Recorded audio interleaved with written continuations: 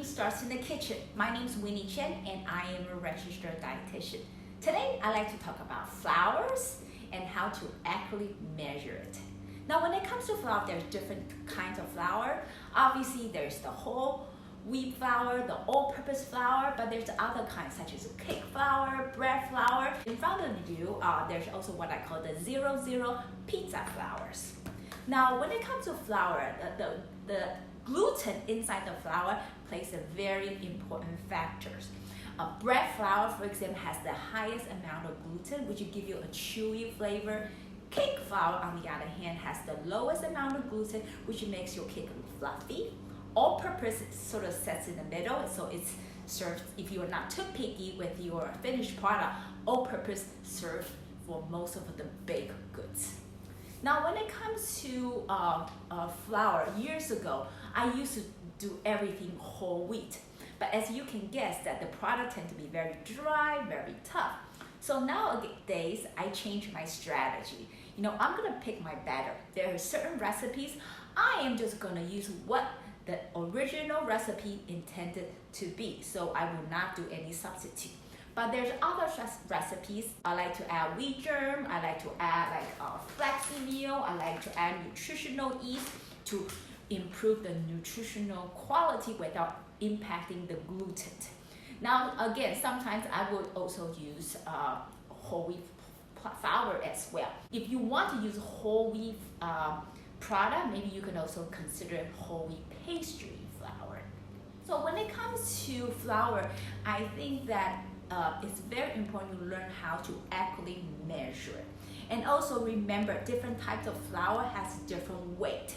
So for example, if you Google all-purpose flour, the amount could be between 120 grams to 130 or 135, depends on which website you look up. So when you follow a recipe, it's really best to follow a recipe that gives you the grain amount. Okay. Now, like I said, years ago, when I learned how to bake goods, I learned by using measuring cup.